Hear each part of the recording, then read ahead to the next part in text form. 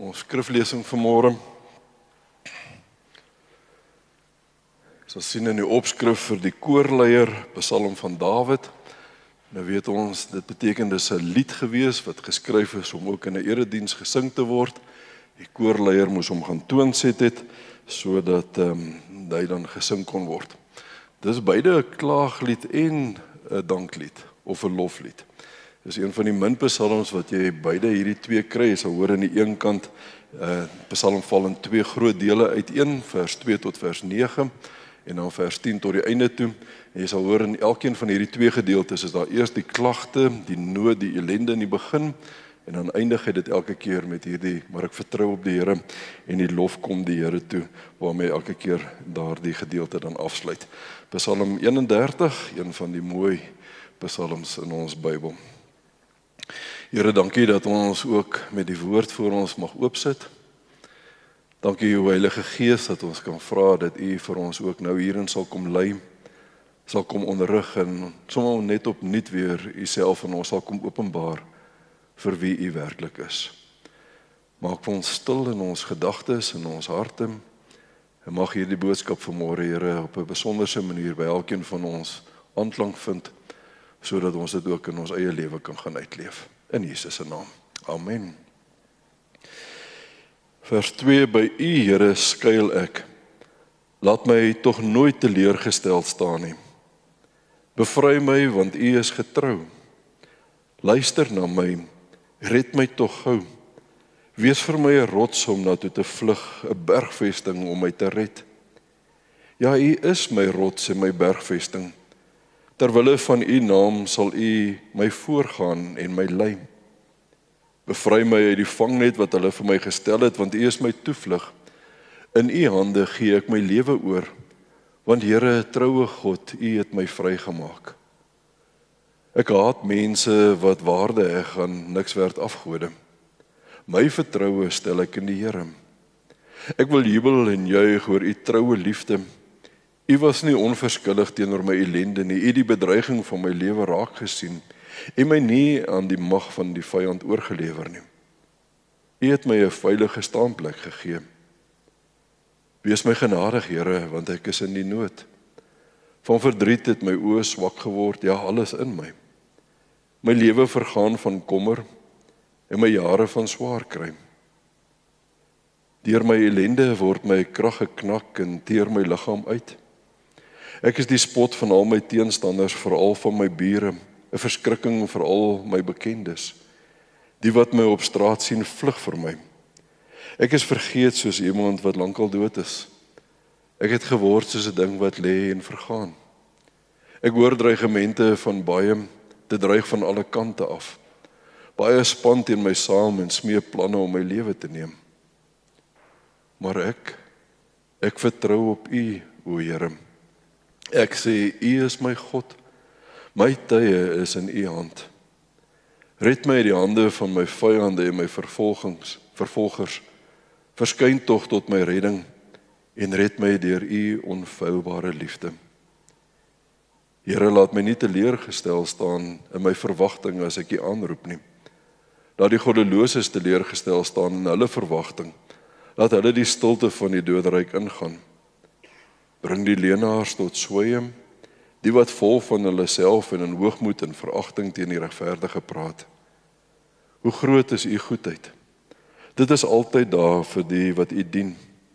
U bewys dit voor die oë van die mense wat by u skuil. Deur u teenwoordigheid beskerm u hulle teen die sameswering van mense. U steek hulle weg vir die wat hulle beskuldig. Aan die Here kom die lof toe. Want hy het sy trou op wonderbaarlike wyse aan my betoon toe ek beleer was. Ek het in my angs gedink, dit is klaar met my, selfs u het my verwerp. En tog, u het geluister na my gesmeek, toe ek om hulp na u geroep het. Betuig julle liefde vir hom, julle almal wat die guns van die Here geniet. Die Here beskerm die wat aan hom getrou is, maar aan die wat teen hom opstandig is, straf hy swaar. Wees te sterk en hou goeie moed, julle almal wat julle vertroue in die Here stel. Daar eindig die Psalm. Ek wil graag net weer teruggaan na vers 10 toe. waar ons hoor hy bid, wees my genadig, Here, want ek is in die nood. Van verdriet het my oë swak geword, ja, alles in my. En dan vers 15 en 16, maar ek vertrou op U, Here. Ek sê, U is my God. My tye is in U hand.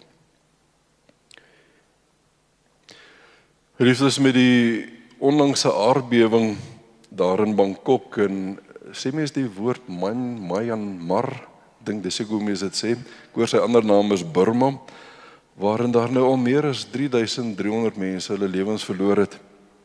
Skryf iemand die volgende op 'n sosiale netwerk. Hierdie is nou die beste bewys dat geloof en gebed niks beteken nie. Hoekom het so iets in die eerste plek gebeur? Wel gewoon omdat daar foutlyne in die aardkors is. En al die gebede van al die jare het nog niks daaraan verander nie. En selfs al sou God gebede verhoor, wat beteken dit vir die mense van Myanmar, wie se huise en lewens vernietig is? En dan sit hy so in hakkies, of al die ander mense wat al rampspoed beleef het. Geloof en gebed gaan dit tog nie regmaak nie. Die mense is eintlik so vir 'n oomblik geskok as jy iets hiervan lees, en dis eintlik op 'n netwerk waarin meer Christene, dink ek, as ander mense skrywe, totdat jy die kommentare begin lees.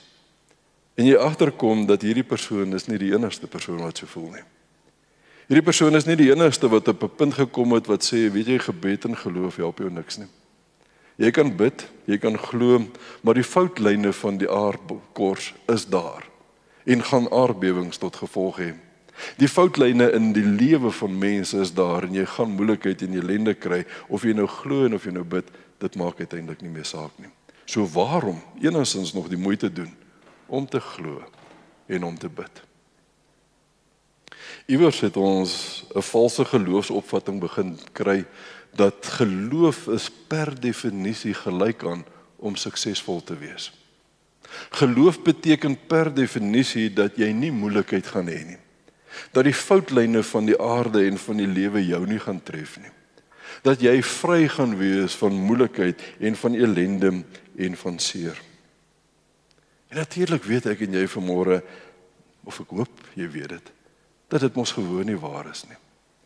Dat geloof nie per definisie gelyk aan net sukses is, en net goed, en net reg, en geen moeilikheid, en geen ellende nie. Daarvan is Psalm 31 vanmôre vir ons een van die beste voorbeelde, wat ons seker in die Bybel kan kry.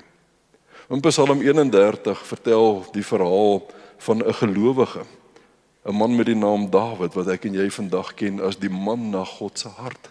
Die een wat naby aan God geleef het, wat diep in die moeilikheid is, wat kniediep in die moeilikheid is, en wat uitroep dat die Here hom genadig moet wees. Dis eintlik 'n eenvoudige smeekgebed van iemand wat sê, asseblief, hoor my ellende. Vers 10 het ons gehoor, wees my genadig, Here, want ek is in die nood. Net hy kort gebed. Wees my genadig, Here, want ek is in die nood. Maar as jy die res van hierdie Psalm dan nou lees, dan is dit asof hierdie keerwal breek, en dan stort hy as ware sy hart voor die Here uit oor al hierdie dinge wat hom ellende veroorsaak en wat vir hom in die nood bring. Hy sê in vers 10, my oë het swak geword van verdriet. Ja, alles in my het eintlik swak geword.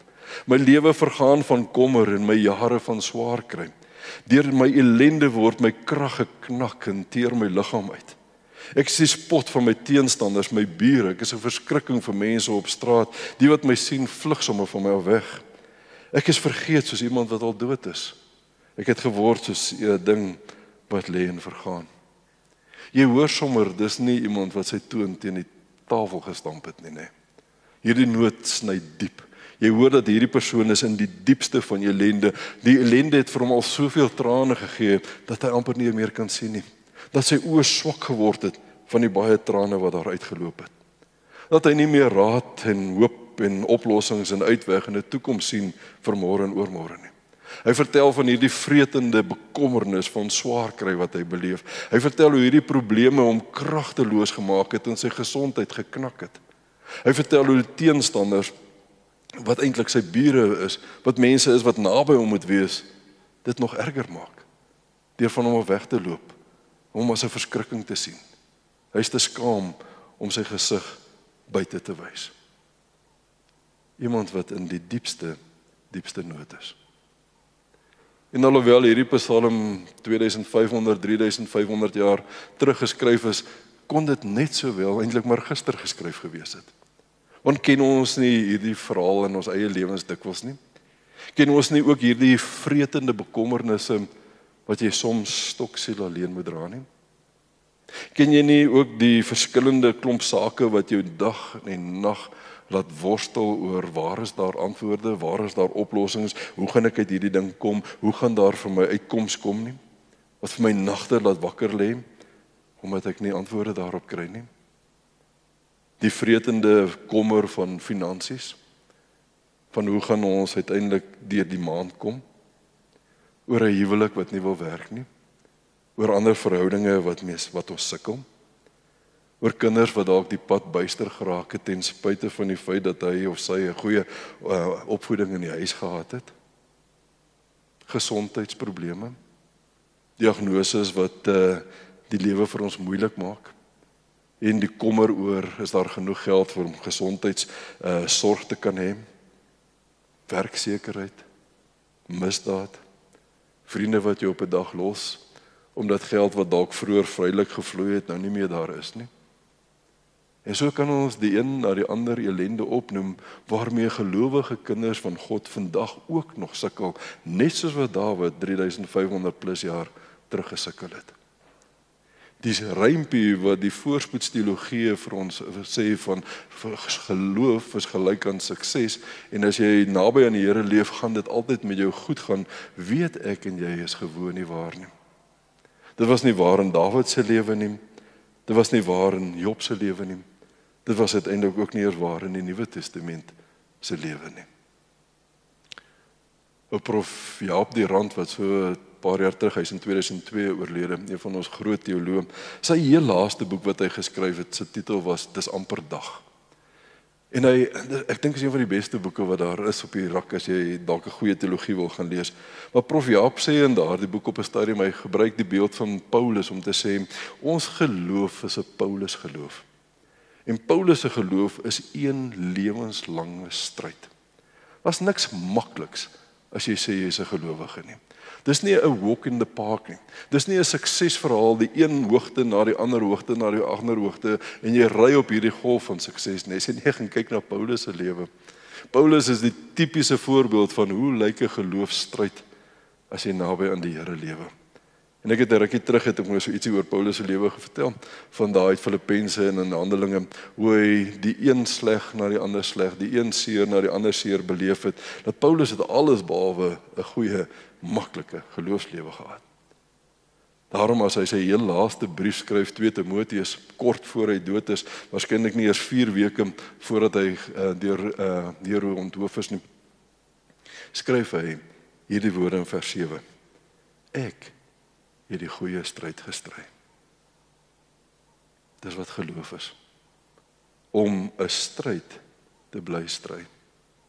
Om te weet, dis nie maklik nie. Dit kom nie net met sukses nie. Dit is nie net altyd suksesvol nie. Dis juis 'n stryd, dag na dag. Maar wat doen Dawid met hierdie stryd? Wat doen Paulus met sy stryd? Ons kry die antwoord in vers 15. As Dawid sê, maar ek vertrou op U, Here. Ek sê, U is my God. My tye is in U hand. Red my uit die hande van my vyande en my vervolgers. En dan vers 17, verskyn tog tot my redding en red my deur U onfeilbare liefde. Ek dink hierdie teks is 'n direkte voorspel van dit wat Paulus uiteindelik in Romeine 8 skryf. As Paulus so iets van sy kwellinge en van sy nood en van sy ellende saamvat, dan skryf hy ons hierdie geweldige teks daar aan die einde van Romeine 8. As hy in vers 37 sê, maar in al hierdie dinge is ons meer as oorwinnaars, en hoor nou die woorde, deur hom wat ons liefhet. Dawid sê, Red my deur u onfeilbare liefde. Vroeër in die Psalm sê, deur u liefde het ek nie vergaan nie. Nou begin Paulus om te sê, ek is meer as oorwinnaar deur hom wat my liefhet. En dan noem hy daai klomp goeders op, dan sê hy, hiervan is ek oortuig, dat geen dood of lewe of engele of magte of toekomstige of teenswoordige dinge of kragte of hoogte of diepte of enigiets anders in die skepping my ooit, hoor weer, van die liefde van God kan skei nie. Die liefde wat daar is in Christus Jesus, ons Here. Dis die antwoord op die stryd. Daardie een onveranderlike waaraan ek en jy kan vashou, naamlik die liefde van die Here. Die onverganklike, die onveranderlike, die onfeilbare liefde van die Here. Maak dat ek sal bly glo. Sal maak dat ek bly vashou, sal maak dat ek bly hoop ten spyte van. Dat al is die stryd hoe erg, al is die nood hoe groot, al is die ellende hoe baie, ek sal vashou daaraan dat aan die liefde van die Here is daar geen einde nie.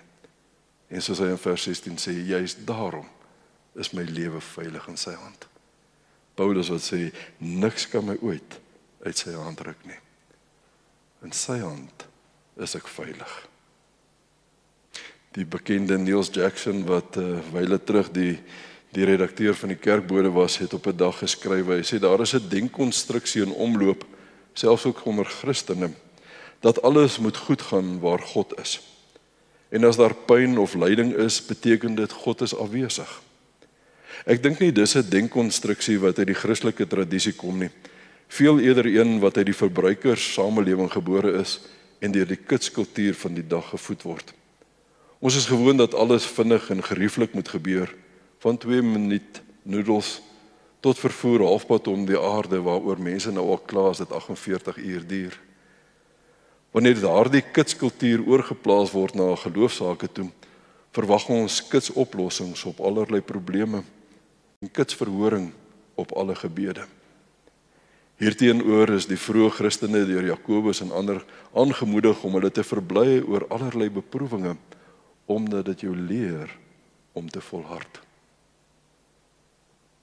Geliefdes, geloof en gebed gaan inderdaad nie lyding van jou weghou nie.